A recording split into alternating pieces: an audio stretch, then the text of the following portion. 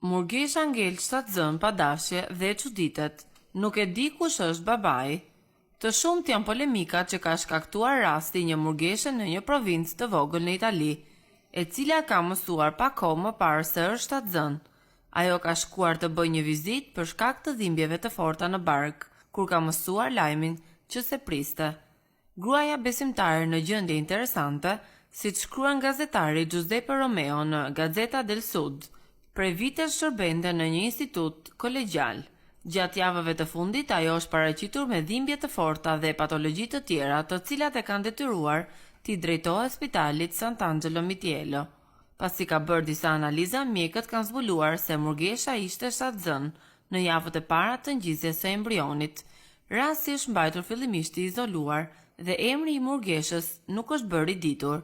Sipas raportimeve të Gazzetta del Sud, murgesha ishte surprizuar nga lajmi dhe nuk bëhet e ditur se kush është babai, madje as ajo vetë nuk e ka idenë se kush mund të jetë i ati.